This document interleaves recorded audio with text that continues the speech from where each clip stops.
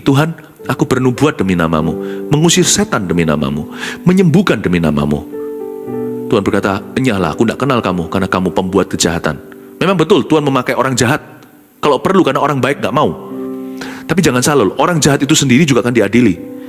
Karena dia gak boleh GR, karunia itu diberikan ke dia bukan karena dia favoritnya Tuhan. Karena dia yang terdekat dengan anak-anak Tuhan dan jiwa-jiwa yang bergelantungan.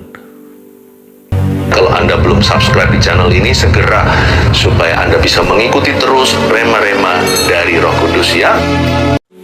Hari ini saya diberi sebuah pesan oleh Tuhan untuk memperlengkapi Anda.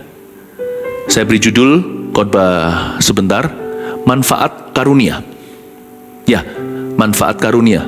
Karunia-karunia Roh Kudus yang ditulis di 1 Korintus pasal 12. Mari kita buka bersama-sama 1 Korintus 12, rupa-rupa karunia tetapi satu roh. Ayat 1-11 saya baca semuanya dulu, lalu saya akan jelaskan satu persatu. Sekarang tentang karunia-karunia roh, aku mau saudara-saudara, supaya kamu mengetahui kebenarannya. Kamu tahu bahwa pada waktu kamu masih belum mengenal Allah, kamu tanpa berpikir ditarik pada berhala-berhala yang bisu. Karena itu aku mau meyakinkan kamu bahwa tidak ada seorang pun yang berkata-kata oleh Roh Allah dapat berkata, terkutuklah Yesus. Dan tidak ada seorang pun yang dapat mengaku Yesus adalah Tuhan selain oleh Roh Kudus. Ada rupa-rupa karunia tetapi satu roh. Dan ada rupa-rupa pelayanan tetapi satu Tuhan. Dan ada berbagai-bagai perbuatan ajaib. Tetapi Allah adalah satu yang mengerjakan semuanya dalam semua orang. Tetapi kepada tiap-tiap orang dikaruniakan penyataan roh untuk kepentingan bersama. Sebab kepada yang seorang roh memberikan karunia untuk berkata-kata dengan hikmat. Dan kepada yang lain roh yang sama memberikan karunia berkata-kata dengan pengetahuan. Kepada yang seorang roh yang sama memberikan iman. Dan kepada yang lain ia memberikan karunia untuk menyembuhkan. Kepada yang seorang roh memberikan kuasa untuk mengadakan mujizat. Dan kepada yang lain ia memberikan karunia untuk bernubuat. Dan kepada yang lain lagi, ia memberikan karunia untuk membedakan bermacam-macam roh. Kepada yang seorang, ia memberikan karunia untuk berkata-kata dengan bahasa roh. Dan kepada yang lain, ia memberikan karunia untuk menafsirkan bahasa roh itu. Tetapi semuanya ini dikerjakan oleh roh yang satu dan yang sama, yang memberikan karunia kepada tiap-tiap orang secara khusus, seperti yang dikehendakinya. Kita baca sekarang ayat 1, saya jelaskan satu persatu. Sekarang tentang karunia-karunia roh, aku mau saudara-saudara supaya kamu mengetahui kebenarannya. Beberapa gereja alergi dengan karunia-karunia Roh Kudus, karena mungkin pernah punya trauma. Tidak sedikit di antara kita juga bingung di area ini, karena tidak punya pengalaman sama sekali, tidak ada mentor, tidak ada patronnya. Lalu, kenapa Paulus di sini mengatakan, aku mau supaya kamu mengetahui kebenarannya, dan Rasul Paulus punya surat ini menjadi kanon atau menjadi Alkitab yang kita sama-sama akui bahwa ini adalah firman Tuhan. Kenapa Rasul Paulus berkata, aku mau kamu mengetahui kebenarannya? Kalau Rasul Paulus tulis begini, ini firman Tuhan, berarti Tuhan mau kita tahu tentang karunia-karunia roh itu. Gak mungkin Tuhan itu iseng.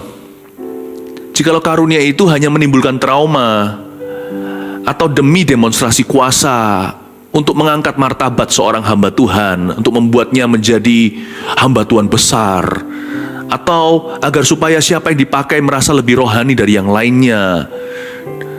Kalau memang itu tujuannya, kenapa Tuhan mau kita mengetahui kebenarannya? Saya sebut itu semua adalah ekses-eksesnya. Itu semua adalah kesalahan-kesalahan tentang karunia. Do you know that? Apakah Anda dan saya menyadari bahwa karunia roh itu bisa disalahgunakan? Tapi hanya karena ada uang palsu di dunia ini bukan berarti nggak ada uang asli. Hanya karena nafsu bukan berarti tidak ada cinta yang murni. Hanya karena ada ayah yang pukuli anaknya bukan berarti semua ayah begini. Hanya karena ada banyak berhala atau ilah-ilah bukan berarti tidak ada Allah yang maha kuasa atau pribadi yang nyata. Tentang karunia-karunia roh, aku mau saudara-saudara supaya kamu mengetahui kebenarannya. Paulus ingin sekali agar kita tahu tentang karunia-karunia. Berarti Tuhan tahu karunia itu dibutuhkan, karunia itu perlu, karunia itu berguna, dan karunia itu luar biasa. Kalau kasih mencukupi, gak perlu kita tahu tentang karunia. Berarti karunia itu melengkapi kasih. Coba bayangkan kalau kita hanya mengasihi saja, lalu ada orang yang sakit, kita gak bisa berbuat apa-apa, kita gak punya iman untuk kesembuhan. Coba bayangkan, kalau kita hanya bisa percaya bahwa Tuhan mengasihi semua orang, bagaimana dengan jikalau Dia ingin berbicara kepada seseorang melalui Anda, lewat nubuatan contohnya. Memang karunia itu penuh resiko ya. Karunia itu bahaya terhadap orang yang dipakainya, karena kalau orang itu nggak dewasa rohani, dia bisa jatuh dalam kesombongan contohnya.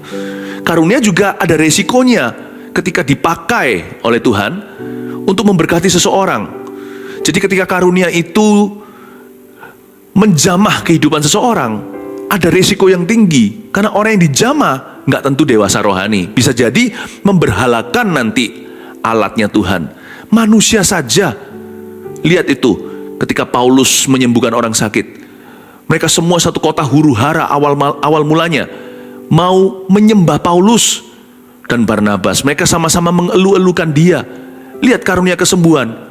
Resikonya besar sekali. Ketika terjadi, orang bisa salah paham, salah ngerti. Dikiranya mereka ini adalah Allah. Padahal mereka hanyalah alatnya saja. Lalu kenapa ya dengan resiko setinggi ini kok Tuhan gak hapuskan aja? Mengapa masih ada karunia itu? Saya yakin karunia itu masih ada setelah Yesus naik ke sorga. Karena Tuhan Yesus dahulu, sekarang, selama-lamanya tidak pernah berubah, Dia tetap sama. Dan selama ada kebutuhan manusia, di situ dibutuhkan karunia. Kenapa ya kok Tuhan tidak tiadakan saja? Malahan sekarang kita disuruh study about it. Kita disuruh mempelajari kebenarannya. Berarti karunia tidak bisa digantikan dengan kasih semata-mata. Justru karunia itu bisa menjadi kepanjangan tangan kasih. Kepanjangan lidah Allah. Karunia itu bisa menjadi tongkatnya Harun yang bertunas. Karunia itu bisa menjadi tongkat Musa yang membelah Laut Merah. Berarti karunia ini adalah jawaban bagi dunia. Makanya itu saya ajak kita untuk tidak alergi dulu. Semua karunia yang disebutkan tadi yang tertulis dan tertera, semuanya itu untuk umat Allah, untuk jiwa-jiwa, untuk orang berdosa, untuk semua orang, untuk setiap manusia dalam kebutuhannya. Aku mau supaya kamu mengetahui kebenarannya. Ayat 2, kamu tahu bahwa pada waktu kamu masih belum mengenal Allah, kamu tanpa berpikir ditarik kepada berhala-berhala yang bisu. Ayat 2 langsung nampak di sini tujuan dini atau tujuan awal punya karunia atau terjadi manifestasi karunia-karunia Roh Kudus adalah supaya membuktikan bahwa Allah itu hidup. Ayat 2 adalah konteks atau backgroundnya. Biasanya orang-orang di dunia ini latar belakangnya ya ini. Apapun kepercayaan kita, apapun background story, kita semuanya itu terpisah dari Allah karena dosa. Dosalah yang memisahkan kita dari Tuhan. Sehingga kita semua mencari-cari kebenaran. Jadi setiap manusia itu selain jatuh dalam dosa, semuanya jatuh dalam teori belaka. Kamu tahu bahwa pada waktu kamu masih belum mengenal Allah, ini kejadiannya ceritanya sebelum kita mengenal pribadinya yang hidup melalui pengorbanan Yesus. Sebelum kita mengenal Bapa. Kamu tanpa berpikir ditarik kepada berhala-berhala yang bisu. Manusia itu hanya punya pengetahuan akan Allah, itu pun kebanyakan teori belaka. Karena itu Tuhan ingin menembus atmosfer yang kering rohani, atmosfer kematian rohani ini. Tuhan itu memberikan Injil yang menghidupkan, betul. Tapi Injil itu diteguhkan atau dikonfirmasi dengan tanda-tanda heran. Bukan karena Injil itu butuh tanda baru dia menjadi absah, tidak. Injil itu sendiri adalah pesan yang membebaskan. Injil adalah berita yang memerdekakan.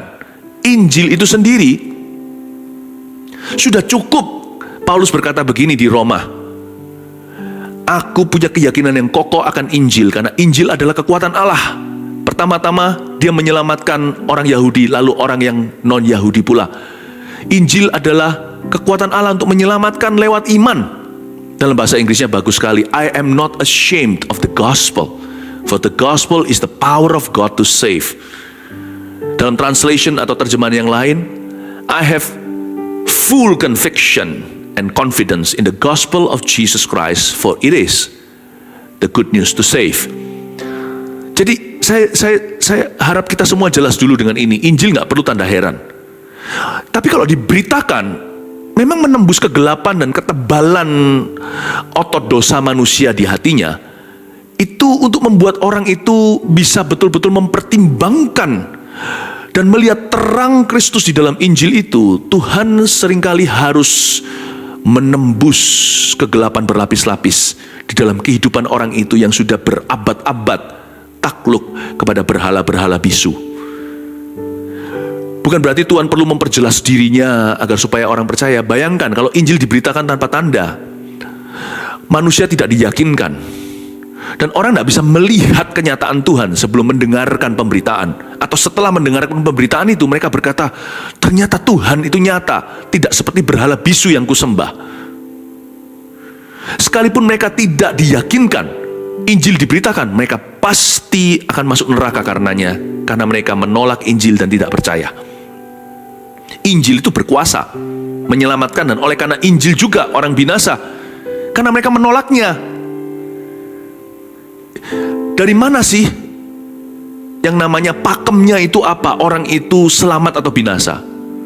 Barang siapa menerima pemberitaanmu, pergi beritakanlah Injil kepada segala makhluk. Barang siapa percaya dan dibaptis, dia akan diselamatkan. Markus 16. Barang siapa tidak percaya, dia akan dihukum. Jadi pakemnya di sini.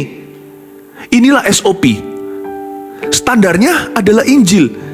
Barang siapa percaya pada Injil, dia diselamatkan. Tapi barang siapa tidak percaya, dia dihukum. Jadi sudah jelas sekali bahwa Injil itu kuasa Allah untuk menyelamatkan, dan berdasarkan itu, barang siapa mendengar dan menolaknya, dia akan dihukum karena dosa-dosanya. Lalu kenapa tanda-tanda heran? Tuhan itu sayang, karena Tuhan tidak hanya membawa pemberitaan. Tuhan itu seorang pribadi, dan dia itu nyata, dia itu hidup. Bukankah Allah kita bangkit? Yesus Kristus mati bagi kita. Allah yang menjelma sebagai manusia, lahir bukan lewat sperma, tapi lewat kandungan seorang perawan namanya Maria. Sampai umur 12 bisa berdebat dengan ahli Taurat. Umur 30 dibaptis Yohanes Pembaptis. Lalu setelah itu menyembuhkan orang sakit, bahkan membangkitkan orang mati, mentahirkan orang kusta. Dan pada hari Jumat yang disebut Jumat Agung itu, Yesus mati di kayu salib padahal dia tanpa dosa. Kok bisa putus nyawa? Karena dosa itulah yang membunuh manusia. Bukankah setelah berdosa Adam baru bisa mati? Yesus gak pernah berdosa kok bisa mati? Karena dia mati karena dosa kita, bukan karena dosanya sendiri. Yesus gak bisa mati harusnya kan? Bukankah setelah Adam ambil dari pohon terlarang itu, maka Tuhan berkata, mulai hari ini kamu akan mati? Umur manusia semakin pendek dan semakin pendek. Yesus mati di kayu salib itu menghembuskan nafas terakhir, bukan karena dosanya, karena dia gak ada dosa. Tipu muslihat ada di mulutnya. Jadi kalau dia bisa mati, itu mati karena engkau dan aku. Lalu setelah Yesus pada waktu menyembuhkan begitu banyak orang sakit, lalu pada hari ketiga dia bangkit, menunjukkan bahwa dia bisa, istilahnya, mengembalikan nyawanya sendiri ke tubuhnya. Bukankah Tuhan berkata, aku akan membangkitkan bait suci ini, akan dihancurkan 3 hari. Wow, dari cerita ini, Tuhan itu nyata, Tuhan itu pribadi. Tuhan itu bukan hanya sebuah berita, Tuhan itu ingin punya hubungan yang real dengan manusia. Itulah sebabnya dalam pemberitaan Injil lewat hamba-hamba Tuhan, lewat rasul-rasul, lewat penginjil-penginjil, lewat orang-orang percaya, Tuhan gak tinggal diam. Bukan hanya ketika kita bercerita seperti storytelling, seperti kita sedang berdongeng. Bukan, ketika kita lagi cerita nih, saya lagi beritakan Injil kepada teman saya, baik itu one on one, satu orang di depan saya, atau sebagai seorang penginjil, hamba Tuhan, pengkhotbah, saya berkhotbah di hadapan puluhan, ratusan, atau bahkan ribuan dan puluhan ribu. Tuhan tuh gak tinggal diam, Tuhan tuh ada di samping hamba-hambanya. Seperti Tuhan yang muncul ketika Paulus sedang mengalami tekanan. Tuhan berkata, beritakan Injil di kota ini, aku banyak pengikut, kamu gak usah takut, terus buka mulutmu, sampaikan sabdaku. Tuhan berdiri di samping Paulus. Ketika saya memberitakan Injil, Anda memberitakan Injil, bersaksi kepada sesama, Tuhan itu ada di sisi kita, dan dia gak tinggal diam. Ketika kita lagi cerita nih sama seseorang, Tuhan juga jamah dia. Kadang-kadang Tuhan akan bisikkan sesuatu ke hambanya, beritahu begini, begitu. Lalu muncullah kata-kata pengetahuan, muncullah nubuatan. Lalu Tuhan juga bisa membuat kita merasakan, di dalam diri kita ada Roh Kudus kan? Kita bisa tahu perbedaan.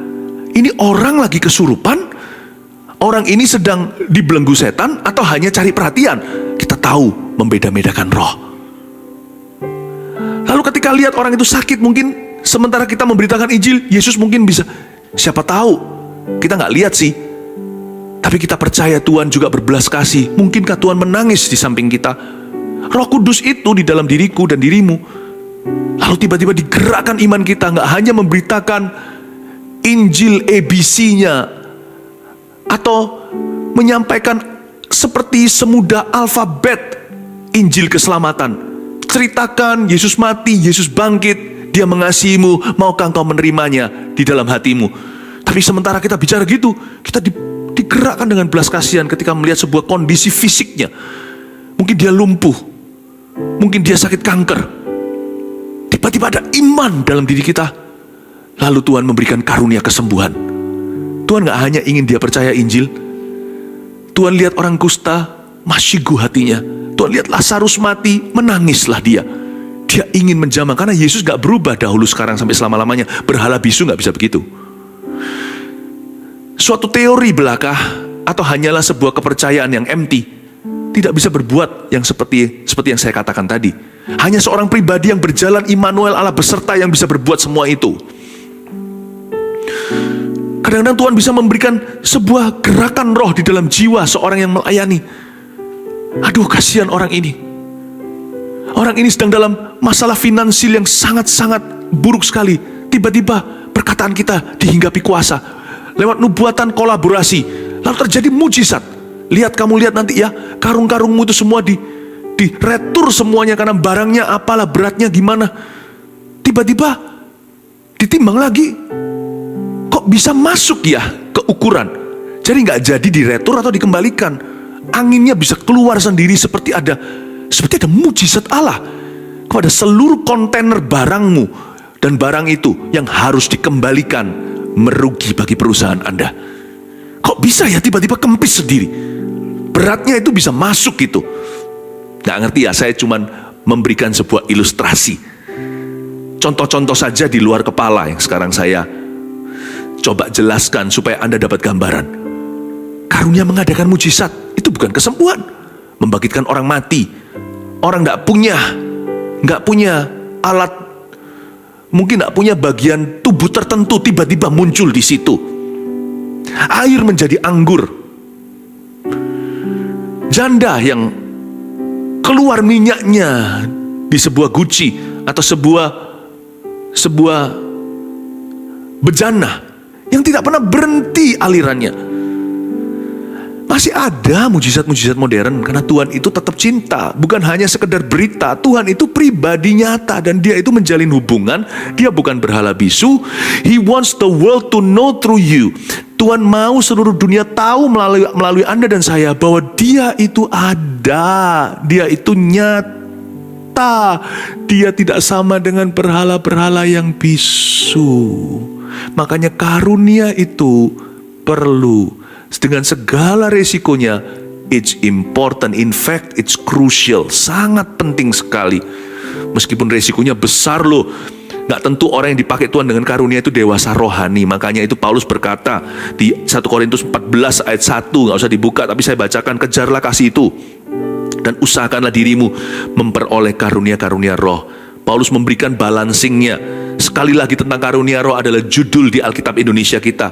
Pasal 14 ayat 1 bunyinya, kejarlah kasih itu. Jangan lupa ya guys, jangan hanya karunia-karunia melulu. Karunia itu perlu, tapi kejarlah kasih sebelum dan sesudahnya. Kejarlah kasih sementara engkau selagi engkau berkarunia. Kejarlah kasih sebelum, selagi, dan sesudah karunia-karunia Roh Kudus. Usahakan dirimu memperoleh karunia-karunia roh. Paulus tidak discourage mereka. Paulus tidak mematahkan semangat orang, gak usah karunia-karuniaan, yang penting kasih, yang penting berbuat amal. Masalahnya dunia ini gak percaya dibuatin amal. Juga mereka paling ujung-ujungnya kamsya atau terima kasih kepada Anda. Tapi mereka tetap tidak diyakinkan bahwa Allah itu ada. Itu adalah departemen divisi karunia. Tapi Paulus memberikan keseimbangannya. Dia memastikan bahwa kita itu tidak boleh hanya titik berat di karunia, tapi kita juga harus mementingkan buah-buah roh itu juga. Kalau enggak karunia saja, nanti ujungnya hidup kita jadi batu sandungan gara-gara karunia. Batu sandungan dengan B dan dengan B huruf besar, malah besar-besaran menyandung orang. Mana lebih menyandung? Orang biasa atau orang ternama? Mana lebih tersandung? Kalau orang yang melukai Anda, orang yang normal saja, atau orang yang berkarunia yang selama ini menginspirasi Anda? Makanya Paulus berkata, kejarlah kasih, tapi tetap usahakan dirimu memperoleh karunia-karunia roh. Kenapa? Karena karunia itu penting, perlu. Karunia itu bukan untuk sok-sokan, sekalipun beberapa orang efek sampingnya demikian. Itu salah manusianya. Tapi anehnya ya, Tuhan memberikan karunia kepada orang itu bukan berdasarkan orang itu layak loh.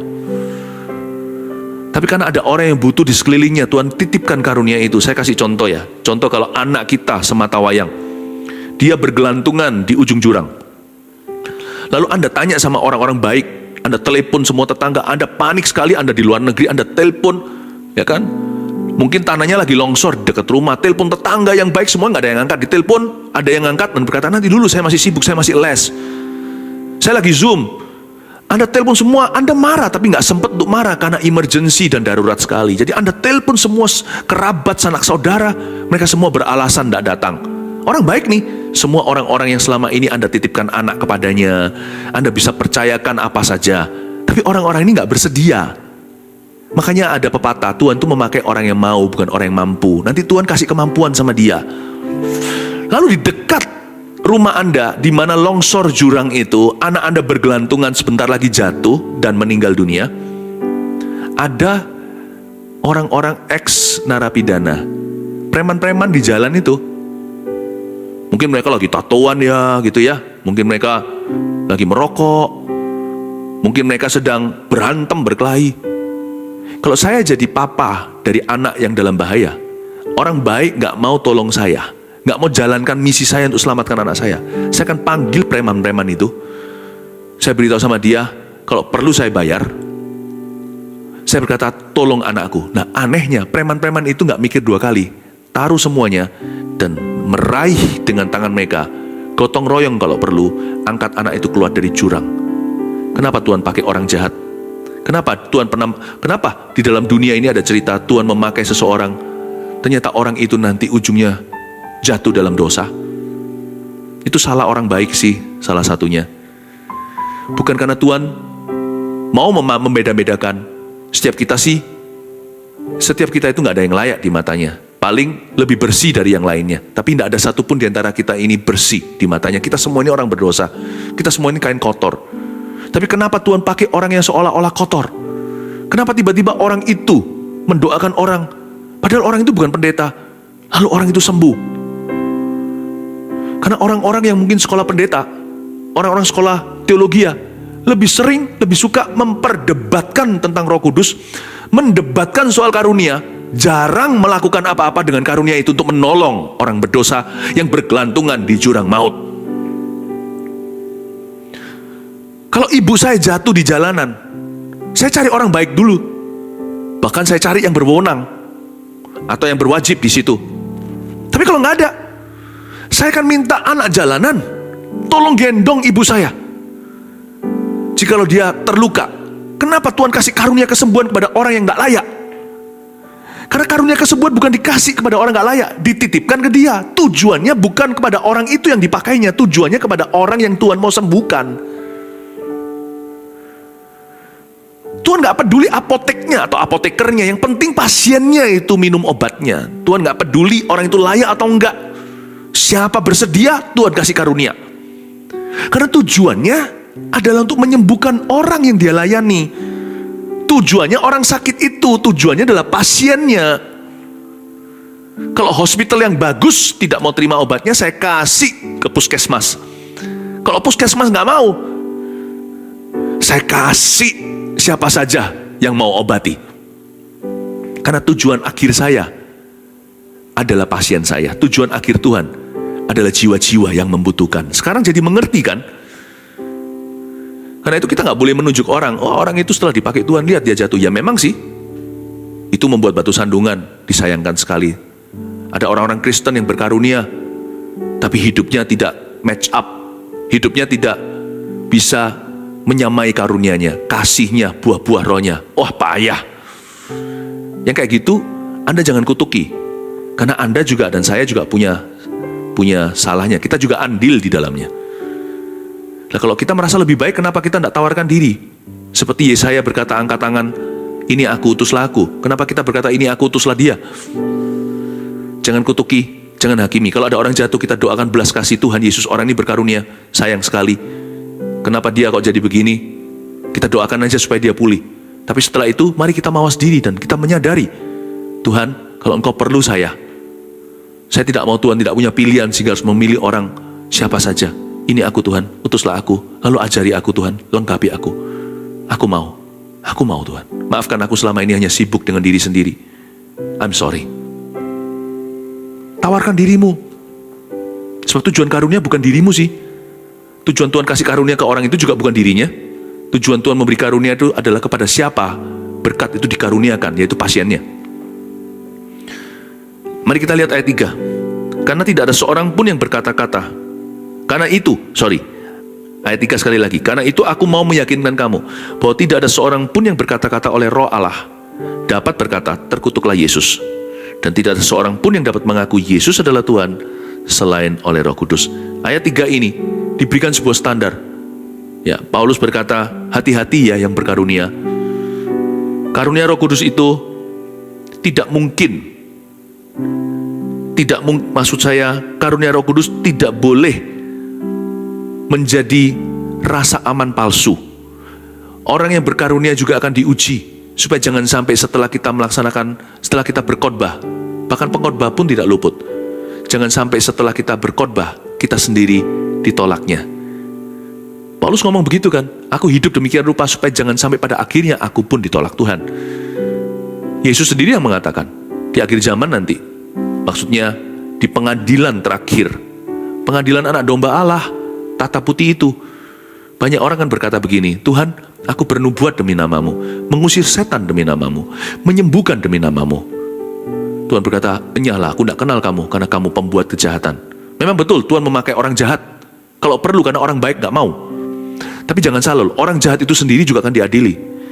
Karena dia gak boleh GR, karunia itu diberikan ke dia bukan karena dia favoritnya Tuhan. Karena dia yang terdekat dengan anak-anak Tuhan dan jiwa-jiwa yang bergelantungan. Dia yang paling mau, tapi dia sendiri juga akan stand judged. Dia akan stand on trial, dia sendiri juga akan dihakimi, diadili oleh Tuhan dalam pengadilan tata putih. Karunia tidak boleh menjadi rasa aman palsu. Karunia tidak boleh menjadi tameng kita. Ingatlah kalau kita diberi karunia Roh Kudus tertentu, itu untuk orang lain. Dan karunia itu diberikan kepada kita. Siapa lebih banyak dipercayai, lebih banyak dia dituntut. Jadi orang itu sendiri pun akan dinilai oleh Kristus.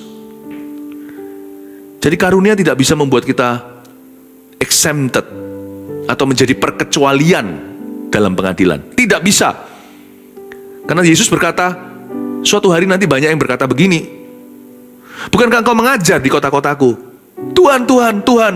Bukan mereka yang berkata Tuhan, Tuhan yang masuk kerajaan sorga, tapi mereka yang melakukan kehendak Bapakku. Tuhan akan berkata, enyah kamu, aku tidak kenal kamu, kamu pembuat kejahatan. Tuhan tidak pungkiri sangkali mujizat yang terjadi. Kalau orang itu bernubuat dalam nama Tuhan, kalau nubuatannya dari firman, ya itu kena, karena firman Tuhan itu mutiara. Mutiara keluar dari mulut babi ya tetap berlian. Jadi kalau dia bernubuatnya tepat dari firman Tuhan, ya orang lain kena. Dan kalau dia mengusir setan demi nama Yesus, itu karena nama Yesus yang ditakuti setan, bukan karena orang itu. Dan kalau sampai dia menyembuhkan, itu karena memang iman orang yang sakit itu kepada nama Yesus ketika didoakan. Jadi dia connect langsung tanpa orang. Kelihatannya didoakan, tapi dia connect langsung dengan Tuhan. Itu yang menyembuhkan. Yesus kan sama, hai ibu pergilah, terjadilah sesuai dengan imanmu.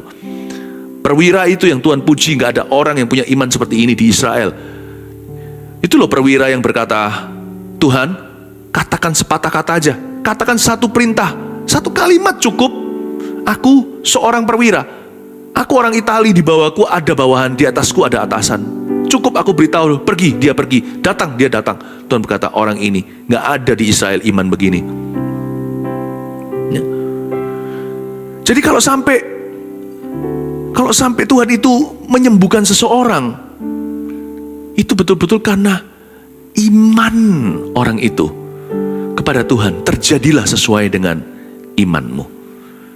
Tapi orang yang berkarunia sendiri, yang jadi saluran itu, yang namanya keran itu kalau kotor, sudah bertahun-tahun dipakai, dia terus kotor, lama-lama jangan heran loh ya, keran itu diamputasi dan Tuhan berkata, nyala, aku gak mau pakai keran ini lagi. Makanya berkarunia bukan berarti bisa lari dari dosa yang disembunyikan. Cepatlah bertobat sekalipun berkarunia. Kejarlah kasih. Tapi jangan juga berkata, tunggu aku sempurna, tunggu sempurna. Semua orang yang gelantungan itu mati satu-satu ke jurangnya. Tunggu sempurna ya kita semua masuk surga. Masalahnya orang baik itu banyak beralasan soalnya. Jadi bagaimana? Yang jahat jadilah baik. Yang baik jangan beralasan. Itu yang paling tepat, itu solusinya. Orang yang baik yang merasa lebih layak, atau yang de facto faktanya lebih layak, ya cepat tawarkan dirilah. Orang jahat gimana? Kalau sudah dipakai dengan karunia, bertobatlah, karunia aja mau menjamamu, berlututlah berkata, Tuhan I'm sorry, aku kotor sekali, bersihkan, supaya nanti aku yang mencocokkan diri dengan karunia itu. Bukan karunia itu harus kompromi, karena aku berlumuran dosa hari ini. Saya tidak mau karunia itu bercampur. Air tawar, air asin tidak boleh dari sumber yang sama. Berarti aku yang berubah, bukan karunia itu yang kau cabut.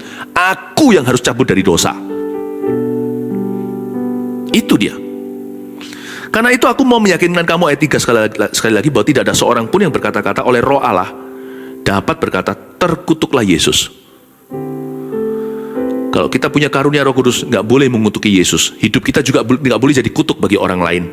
Dan tidak ada seorang pun yang dapat mengaku Yesus adalah Tuhan selain oleh Roh Kudus. Ya. Dan karunia-karunia Roh Kudus juga tidak bisa menggantikan doktrin yang sehat. Gak bisa kita menyembuhkan orang sekalipun kita membangkitkan orang mati kalau kita menyebut Yesus bukan Tuhan. Roh Kudus pernah ngalir melalui tubuh orang itu dan melalui pelayanannya, tapi cepat lambat orang itu pun akan binasa. Dan celakanya, dia akan menyeret banyak orang bersama dengan dia. Doktrin yang sehat. Tidak ada seorang pun yang dapat mengaku Yesus adalah Tuhan selain oleh Roh Kudus. Dan tidak ada orang yang berkata-kata oleh Roh Kudus dapat berkata, terkutuklah Yesus. Hidupmu tidak boleh kontra dengan karunia. Cocokkan diri dengan karunia itu. Apa yang kurang dan defisit, segera ditambal oleh kasih karunia. Masuklah hadirat Allah dan berkata, make me qualified. Jadikan aku masuk kualifikasi. Sedangkan karunia itu sendiri adalah karismata, grace, kasih karunia. Tidak bisa kita berbuat sesuatu agar kita layak menerimanya. Tetapi setelah kita menerimanya, minta hidupmu dilayakkan untuk itu. Kalau Allah memakaimu untuk menyembuhkan orang lain, oh Tuhan, itu karunia yang mulia kan? Maka pastikan hidupmu hidup dalam kesucian. Jaga hati dengan segala waspada, supaya karunia itu mengalir nanti. Tidak ada lumpurnya sekaligus yang ikut-ikut masuk ke dalam hidup orang yang kau layani. Dan juga pastikan Anda yang mengalir dalam karunia-karunia Roh Kudus punya pengajaran yang baik dan sehat. Baca Alkitab. Jangan mentang-mentang kita bisa dengar suara Roh Kudus kayaknya. Suara Roh Kudus itu fondasinya adalah firman tertulis. Improvisasinya karena hidup kita kan gak semua tertulis di dalam Alkitab ini. Apakah besok kita ke kuliah kemana, ambil jurusan apa? Bagi anak muda kan gak ada tulisannya di Kejadian sampai Wahyu. Nah di situ butuh suara Roh Kudus. Tapi fundamentalnya harus firman Kristus. Miliki pengajaran yang sehat, hidup yang seimbang, doktrin yang baik, doktrin yang sehat. Yesus adalah Tuhan. Tidak bisa orang mengaku begitu selain oleh Roh Kudus. Sebab Roh Kudus pasti mengajar dan memimpinmu ke dalam segala kebenaran. Dia bukan hanya memimpinmu ke dalam tanda-tanda heran, tapi ke dalam segala kebenaran. Bersama-sama dengan itu, karunia-karunia Roh Kudus itu kan dari satu roh yang melakukannya, yaitu Roh Allah. Tapi roh yang sama itu juga memimpin kita equally, sama pentingnya, sama bobotnya dia memimpin kita ke dalam kebenaran. Ayat 4. Ada rupa-rupa karunia, tapi satu roh. Dan ada rupa-rupa pelayanan, tetapi satu Tuhan. Dan ada berbagai-bagai perbuatan ajaib, tetapi Allah adalah satu yang mengerjakan semuanya dalam semua orang. Ayat 4, 5, dan 6. Dimulai dengan ada rupa-rupa karunia, lalu ada rupa-rupa pelayanan, lalu ada berbagai-bagai perbuatan ajaib. Satu roh, satu Tuhan, dan juga satu Allah yang mengerjakan semuanya dalam semua orang. Karunia-karunia roh ini unik sekali. Jangan hanya sekedar melayani. Karena ada rupa-rupa pelayanan, tetapi juga ada berbagai-bagai perbuatan ajaib. Seperti saya katakan tadi, jangan hanya sekedar memberitakan. Ekspektasi minta Tuhan campur tangan, minta penyertaan, minta peneguhan, tanda heran. Gak usah ditungguin sih, mana tandanya, gak perlu, taat saja. Tapi kalau Anda beriman, nanti Anda akan melihat kemuliaan Tuhan. Ada rupa-rupa karunia soalnya, bukan hanya rupa-rupa pelayanan. Jadi jangan puas hanya melayani, masuklah ke dalam dimensi karunia juga. Karena sekarang kita tahu bahwa karunia itu perlu, karunia itu bisa menolong orang, bukan menolong kita. Saya nggak perlu mengalir dalam karunia tertentu untuk saya lebih percaya pada Yesus, saya sudah percaya. Tapi untuk orang lain yang baru percaya atau belum percaya, itu sangat perlu, penting, dan itu sangat membantu mendongkrak mereka. Jangan kita paksakan mereka harus bisa percaya seperti kita. Kita bisa ada hari ini juga karena mengalami pengalaman pribadi dengan Kristus, ya kan? Kan bukan hanya kita dengar story. Ya memang, Injil itu yang memerdekakan. Tapi kan kita punya pengalaman-pengalaman dengan Tuhan. Lalu tiba-tiba kita muncul di pintu orang dan berkata, kamu harus percaya sama seperti saya, langsung gitu. Itulah sebabnya tidak bisa kita hanya meyakinkan orang dengan logika manusia. Sekalipun logika itu kita pakai firman. Kita minta Roh Kudus menyertai hidup kita. Ada rupa-rupa karunia, bukan hanya rupa-rupa pelayanan. Jadi jangan puas sekedar melayani saja. Masuklah dalam dimensi profetik yang sanggup membangun kehidupan orang dan amat sangat membantu mereka yang adalah pemula. Jangankan pemula, sampai kapanpun mereka juga butuh. Selama mereka ada kebutuhan dan keperluan, setiap orang perlu mengalami jamahan. Sehingga karunia-karunia profetik ini atau karunia-karunia Roh Kudus itu bisa masuk dalam berbagai macam pelayanan. Hari ini saya minta Tuhan memakai saya dengan karunia dalam segala pelayanan yang saya jalankan. Saya tidak mau hanya sekedar berkhotbah, karena saya seorang pengkhotbah. Saya nggak mau hanya sekedar perjamuan kudus. Saya sebagai pendeta, penyerahan anak. Saya minta karunia-karunia itu supaya bisa silih berganti memakaiku. Saya rindu, Tuhan gak paksakan. Kalau Anda minta, Anda akan menerima. Kalau Anda mencari, Anda akan mendapat. Kalau Anda mengetuk, pintu akan dibukakan bagimu. Kamu tidak mendapat apa-apa, kata Yakobus, karena kamu tidak berdoa. Atau bisa jadi sebaliknya. Kamu berdoa, tapi gak mendapat sesuatu. Karena yang kamu doakan, hendak kamu habiskan untuk hawa nafsu. Jadi, mana lebih penting, mana lebih benar? Mending gak doa aja ya, itu bukan solusi. Kamu gak doa ya gak dapat apa-apa. Atau kita doa, tapi sembarangan, sembrono hati, kita gak jaga dengan waspada. Lalu motivasinya salah. Tujuan karunia adalah untuk sosokan. Tujuan karunia adalah supaya kita dapat posisi, dipandang orang, menjadi ternama, popularitas, manipulasi, demi dapat kekayaan. Ya kalau begitu sama buruknya dengan gak berdoa. Berdoa tapi untuk hawa nafsu. Tapi terus terang ya, Saya mending punya kuda yang perlu saya jinakkan. Kuda liar ceritanya. Daripada saya punya keledai yang dipukuli pun tidak mau jalan. Dalam kekristenan anak-anak Tuhan juga ada yang seperti itu. Ada yang berdoa, ngebut nih ceritanya, ambisius. Tapi setelah Tuhan tempa 10 tahun, dia jadi orang yang jauh lebih rendah hati. Saya nggak menyesali bahwa orang-orang itu berkarunia sejak awalnya. Memang agak sedikit menegangkan dan mendebarkan. Orang itu gugur nggak ya? Orang itu nanti akan melukai banyak orang nggak ya? Karena dia menyalahgunakan karunia. Tapi kalau kita bisa mementori orang begini dengan benar, dan kalau kita sendiri adalah orang itu yang bisa dimentori dengan baik pula, bisa-bisa setelah 10 tahun kemudian, Petrus yang gegabah menjadi Petrus yang bijaksana. Menjadi seorang soko guru atau bapak iman. Yang dipercayai kunci kerajaan, padahal tadinya potong kuping segala. Padahal sudah menyembuhkan orang kusta. Kan mereka dikasih kuasa, 70 orang pergi semuanya termasuk Petrus tuh.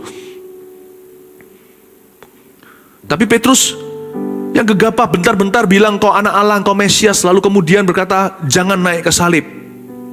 Jangan sampai ya Tuhan. Tuhan tegur dia, enyah kau iblis. Kok bisa pelin-pelan? Karena Tuhan mentori dengan baik dan benar. Karena dia juga punya hati yang teachable, yang mudah diajar. Petrus menjadi salah satu rasul yang paling utama. Saya mending, kalau saya nih, punya anak didik, mending punya seperti Petrus. Daripada punya orang yang fine-fine saja, saya nggak berdoa. Nggak doa, nggak menerima, ya nggak apa-apa. Pokoknya aku cuman begini aja, hidupku senang untuk aku. Happy ya, happy ye, saya senang jadi anak Tuhan, siang jadi kenangan, malam jadi impian. Udah, peduli amat sama orang. Mending kuda lah daripada keledai. Tapi lebih baik lagi adalah jikalau kita punya domba yang mudah diajar. Domba Kristus yang sejati, yang dipakai Tuhan dengan senjata rohani, perlengkapan senjata Allah lengkap padanya. Dalam pelayanan saya minta Tuhan sertakan semua karunia, baik itu penyerahan anak, konseling, penginjilan, dan gak hanya itu loh. Kenapa sih kalau kita itu 9 buah roh itu yang disebut di Galatia 5 ayat 22, kasih, sukacita, damai sejahtera, kesabaran, kemurahan dan sebagainya hingga pengendalian diri. Kalau itu hukumnya wajib, semua 99 kita harus alami. Orang berkata 1 buah kasih dengan 9 rasa yang berbeda. 1 fruit of love with 9 flavors. Kenapa kalau itu kita wajibkan? Tapi kalau karunia yang ditulis di Korintus 12 itu juga 9. Oh, nggak semua orang dapat. Kenapa kita kok double standar? Kok standar kita itu ganda? Kok nggak sama ya? Kok kita pilih kasih? Kita pilih kasih sama kasih, tapi kita pilih kasih terhadap kuasa. Padahal kasih dan kuasa dua-dua milik Allah. Kasih tanpa kuasa, itu seperti kalau kita lihat orang kesurupan di depan kita, kita turut nangis, kasihan ya, kita nggak bisa berbuat sesuatu. Kita butuh pentungnya. Kita perlu gadanya untuk berkata, enyah kau iblis, pergi dari orang ini, jangan kembali. Maka orang ayan itu berhenti digoncang-goncangkan badannya. Lalu Yesus menoleh ke murid-muridnya geleng-geleng kepala, hai angkatan yang tidak percaya, berapa lama lagi aku harus tinggal bersama dengan kamu? Hai kamu yang kurang percaya, jenis ini hanya bisa diusir tidak bisa diusir kecuali lewat doa dan puasa. Berarti murid-muridnya kurang mencari kuasa itu. Mereka puasa untuk mendapatkan kuasa. Mereka minta karunia, mengejarnya, usahakan dirimu untuk memperoleh karunia-karunia itu. Seperti Paulus kan, sapu tangannya menyembuhkan. Karena mereka kurang mencari kebenaran tentang karunia-karunia itu. Mereka merasa, gak perlu, yang penting kasih, yang penting kasih. Apa gunanya kasih kalau Anda melihat orang lain tidak bisa Anda tolong? Karena Anda tidak punya kuasa. Ya memang sih, Anda merasa iba, lalu setelah itu Anda ke sorga, dia ke neraka. Kuasa itu senjatanya. It's the weapon of choice. Senjata untuk bisa melakukan peperangan Allah, untuk merebut jiwa-jiwa, memenuhi sorga dan mengosongkan neraka. Itulah sebabnya sekalipun mereka sudah cinta sama Yesus ceritanya, mereka tetap harus nunggu Pentakosta. Yesus bilang apa? Jangan kamu tinggalkan Yerusalem sampai kamu memperoleh janji Bapa. Nantikanlah. Nantikanlah sampai kamu memperolehnya. Bukankah Yesus sudah mengasihi mereka? Bukankah mereka sudah mengasihi Yesus? Petrus ditanya 3 kali bahkan sebelum itu. Itu kan Yesus naik ke sorga ngomong begitu. Petrus diberitahu apa? Kan ketemu di pinggir pantai kan? Reuni yang happy. Yesus masak ikan, Petrus berenang ke situ, masih basah kuyup. Yesus bertanya, "Do you love me?" Sambil menghangatkan diri di perapian yang Yesus buat. Petrus berkata, "Yes, I love you." "Do you agape me?" Apakah engkau mengagape aku? Apakah cintamu, Petrus, tak bersyarat? Apakah engkau mengasihi aku lebih dari yang lainnya ini? Petrus nangis 3 kali hancur hati. Kan cukup harusnya. Langsung aja dipakai sama Tuhan. Kenapa tunggu Pentakosta 10 hari setelah Yesus setelah Yesus naik ke sorga? Yesus berkata dengan jelas, kamu tidak boleh kemana-mana, jangan tinggalkan Yerusalem, tunggu nantikan janji Bapa aku. Sampai kamu menerima ini, kamu baru boleh pergi. Dan kalau kamu menerima, kalau Roh Kudus turun ke atasmu, kamu akan menerima kuasa. Saya ulang lagi, Yesus berkata kamu tidak boleh pergi dari Yerusalem, nantikan janji Bapa. Kamu baru boleh pergi setelah menerima yang satu ini. Kamu akan menerima kuasa kalau Roh Kudus turun ke atasmu. Baru kamu akan menjadi saksiku di Yerusalem, Yudea, dan Samaria sampai ke ujung bumi. Makanya Petrus ngerti sumber kuasa di mana. Suatu hari dia naik setelah puasa, naik ke loteng atas. Dia berpuasa, berdoa, tiba-tiba dapat penglihatan seperti ada karpet terbang turun ke bawah. Lalu ada kalimat berbunyi begini secara audible di telinga, sembelih dan makanlah. Lalu Petrus berkata, enggak, aku tidak pernah makan yang haram. Tuhan berkata, jangan sebut haram yang telah kusebut halal. Lalu setelah itu ada suara, ikuti orang-orang yang kuutus ini. Pergi sama mereka, sebab aku yang perintahkan mereka kemari. Pergilah Petrus bersama dengan beberapa saudara-saudara seimannya. Lalu sampailah di pintu gerbang Kornelius. Disitulah terjadi curahan Roh Kudus. Dia tahu sumber kuasa di mana, dia naik ke ruang doanya. Mengasihi Yesus saja seolah tidak cukup. Dikasih Yesus seolah-olah gak cukup. Dia harus punya kuasa Roh Kudus. Makanya Petrus setelah Pentakosta jalan ke gerbang indah. Dilihati oleh seorang pengemis, minta sedekah. Petrus gak kasih dia uang karena dia memang gak bawa uang. Dia jujur, dia gak berdusta ketika dia berkata, emas perak tidak kupunya. Yang kamu minta itu loh, aku gak ada. Apa yang kupunya? Emas perak semua yang di sini pun. Semua orang sekarang kumpulkan duitnya juga gak bisa beli. Kamu lumpuh dari lahir kan? Berdiri. Stand up and be healed. Berdiri dan berjalanlah.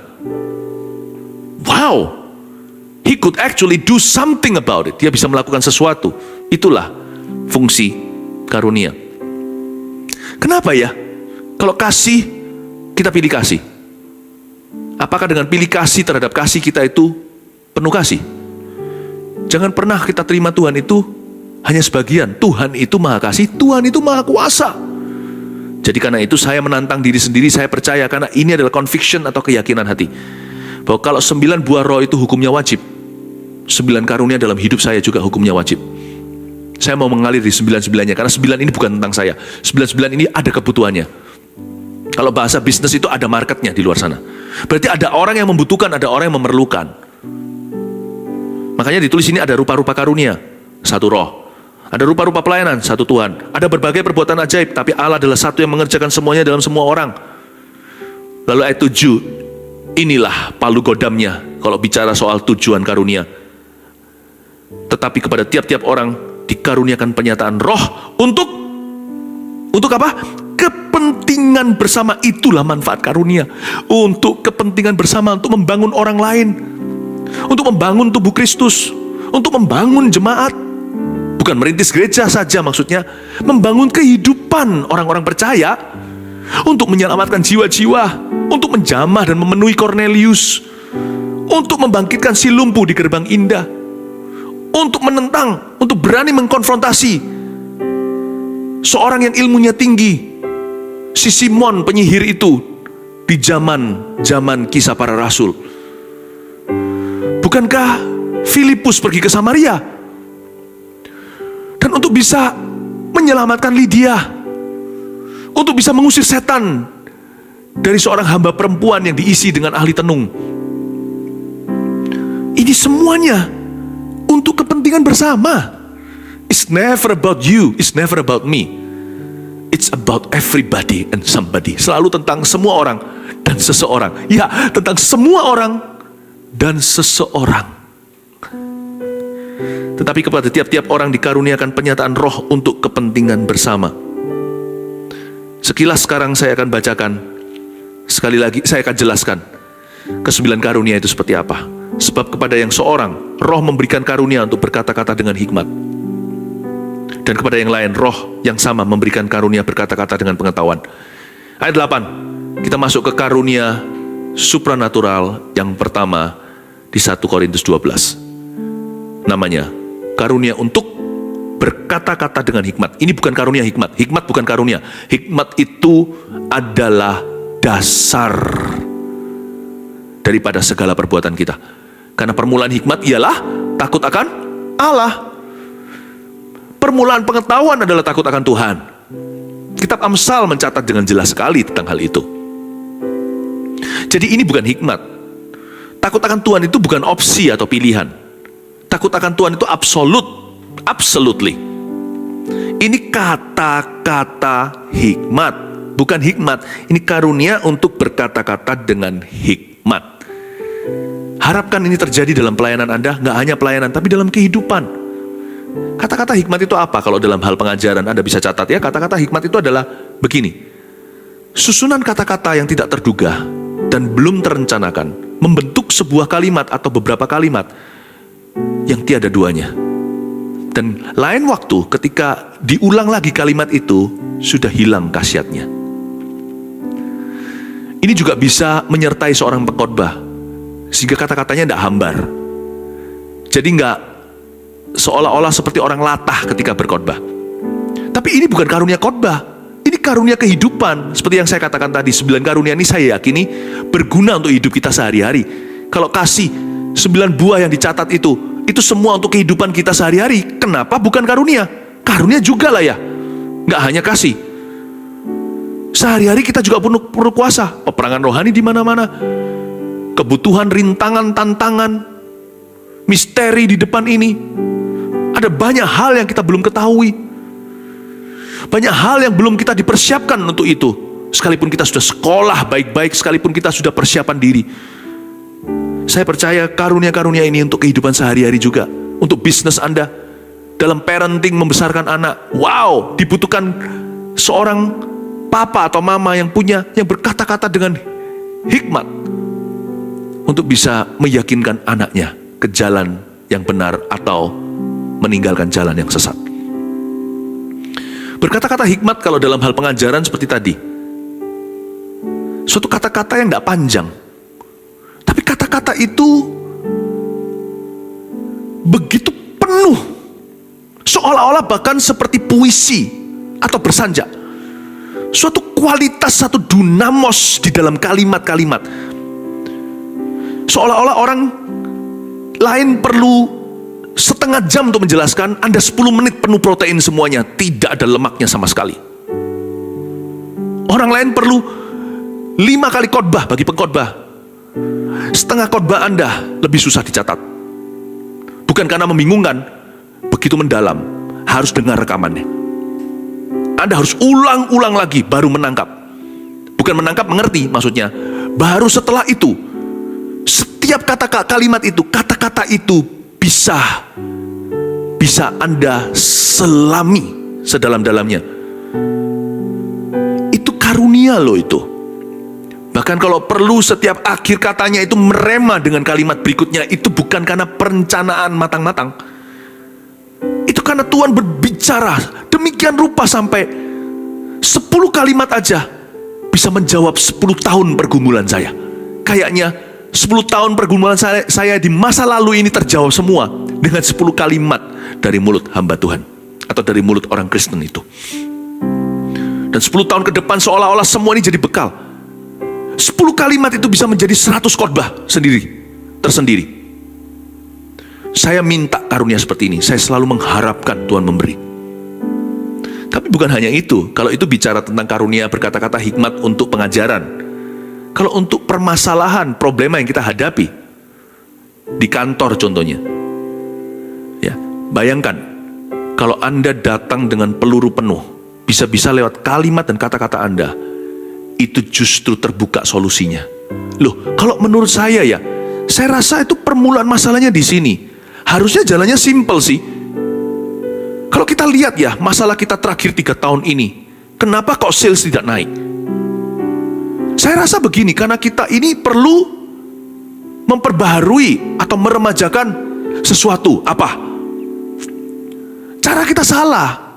Chemistry teamwork kita itu loh, tidak pas. Semua orang pintar-pintar, tapi semua mau menonjol sendiri-sendiri. Nggak ada yang mau jadi juara duanya untuk menopang yang lainnya. Saya rasa terlalu berbakat semuanya ini.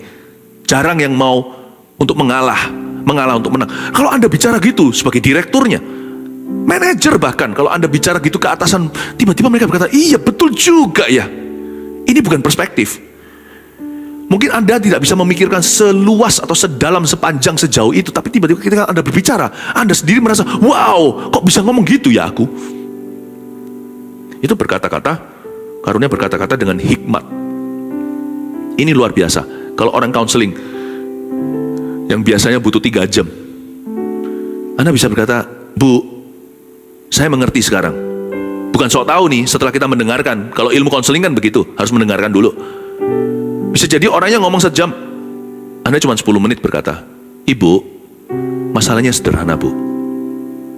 Ibu harus mengampuni. Kalau sederhana dia berkata, cuman gitu doang, ngapain gua datang?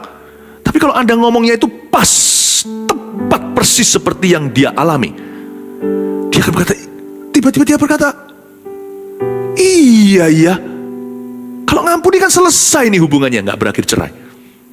Saya nggak tahu ya, ini hanya di luar kepala saya ngomong apa adanya. Saya ngomong apa yang muncul seketika, tapi aplikasinya ini panjang. Saya nggak bisa ceritakan satu-satu, kasih ilustrasi satu persatu, karena Roh Kudus nggak bisa dibatasi begitu. Setiap orang, dia akan berkarya secara penuh. Tapi sekarang mulai mengerti ya, berkata-kata dengan hikmat itu seperti apa. Lalu di ayat 8 kita lanjutkan, dan kepada yang lain Roh yang sama memberikan karunia berkata-kata dengan pengetahuan.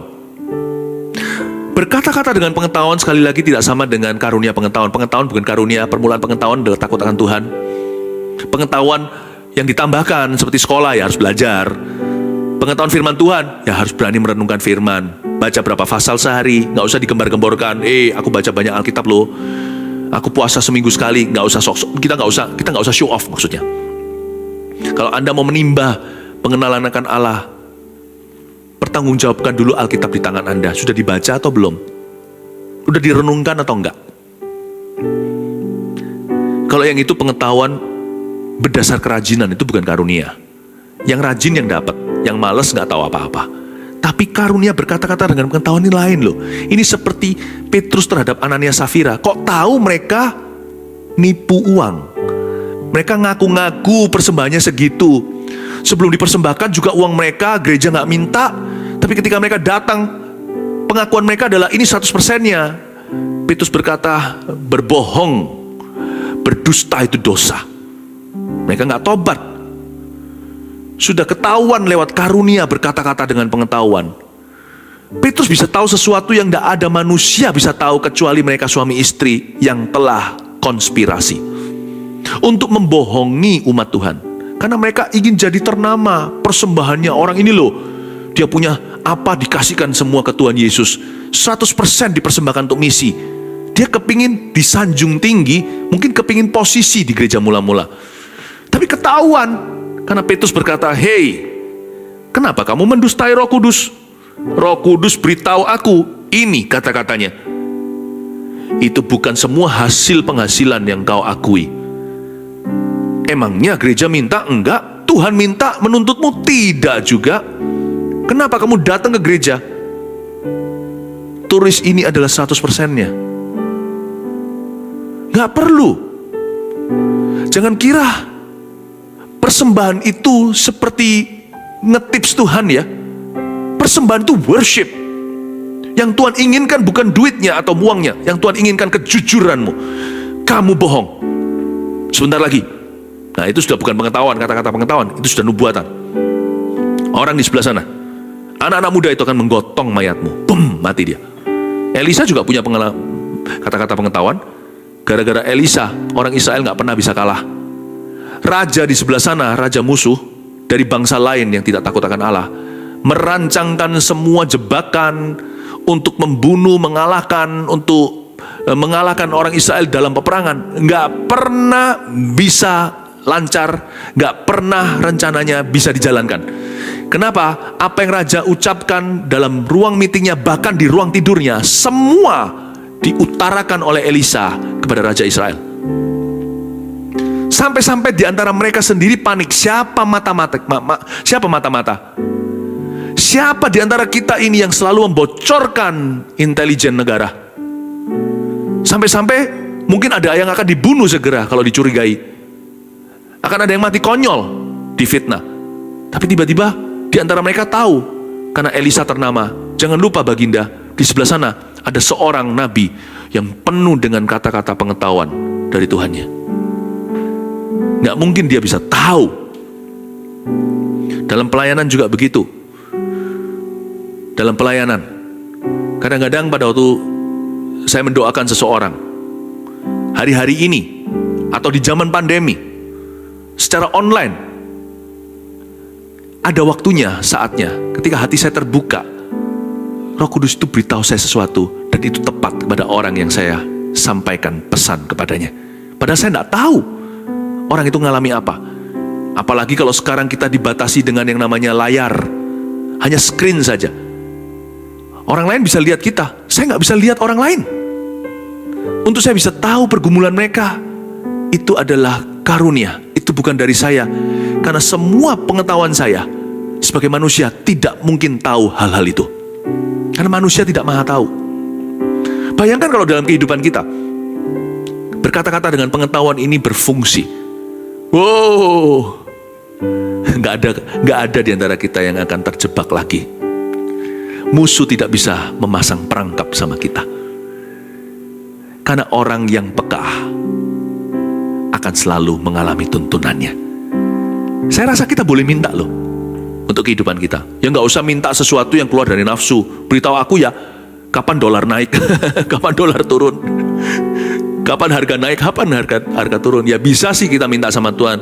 Tapi kadang-kadang Tuhan juga nggak tentu memberikan mentah-mentah seperti yang kita inginkan. Karena Tuhan itu nggak bisa dimanipulasi. Yang pasti hiduplah untuk mengejar kasih. Kalau engkau mencari dulu kerajaan Allah dan kebenarannya, semua akan ditambahkan. Orang peka itu nggak ada ruginya.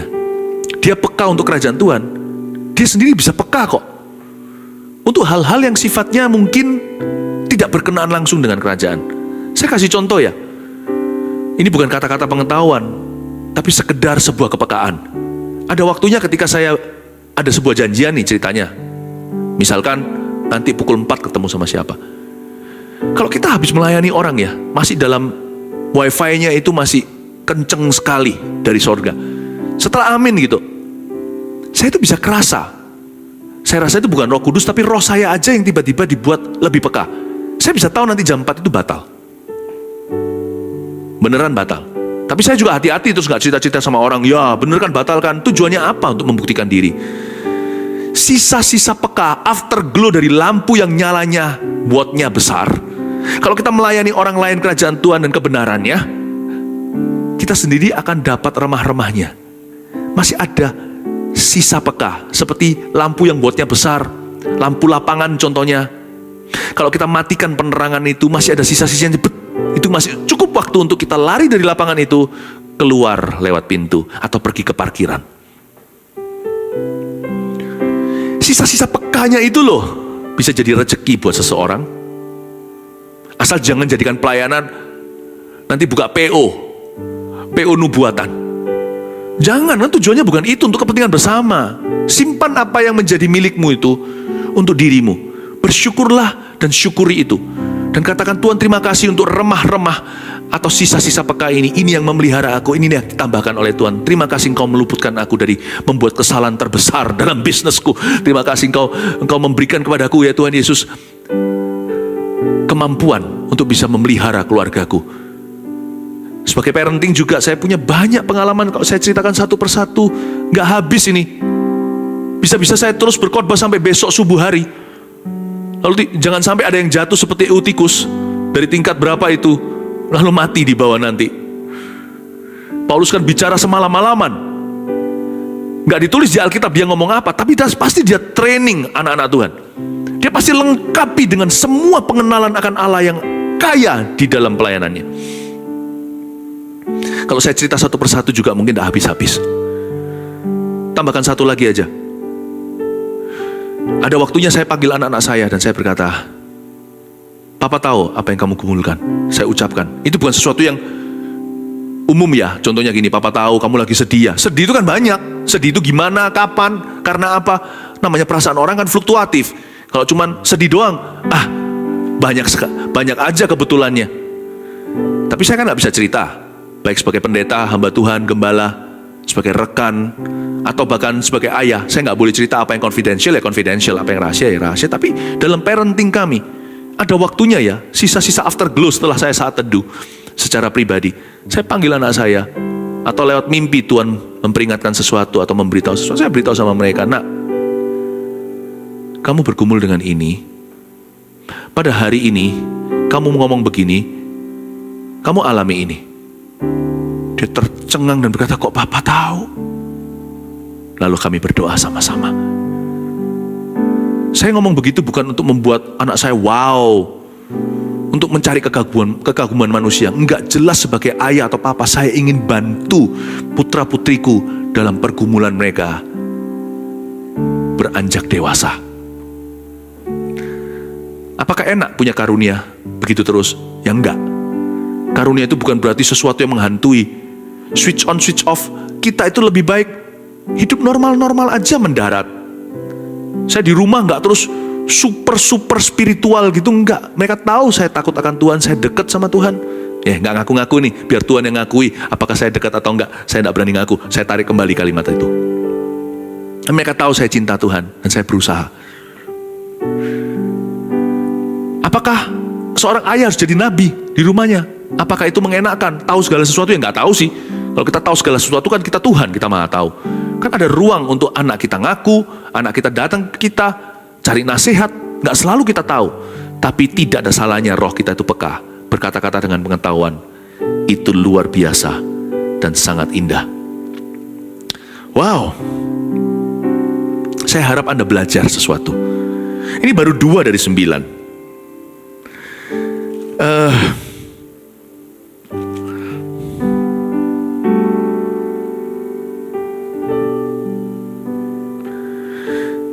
Baru 2 dari 9. Kok saya merasa terlalu banyak yang harus dicerna. Jadi saya rasa saya nggak akan selesaikan semua 9-9-nya. Mungkin kita nanti reserve di lain waktu. Saya akan menjelaskan ke 9-9-nya. Tapi 2 ini dan penjelasan tadi sebelum di atasnya cukup PR buat Anda untuk mulai melaksanakan dan melakukan firman Allah. Saya bacakan aja ayat-ayat berikutnya. Kepada yang seorang roh yang sama memberikan iman, dan kepada yang lain ia memberikan karunia untuk menyembuhkan. Kepada yang seorang roh memberikan kuasa untuk mengadakan mujizat, dan kepada yang lain ia memberikan karunia untuk bernubuat, dan kepada yang lain lagi ia memberikan karunia untuk membeda-bedakan bermacam-macam roh. Kepada yang seorang ia memberikan karunia untuk berkata-kata dengan bahasa roh, dan kepada yang lain ia memberikan karunia untuk menafsirkan bahasa roh itu.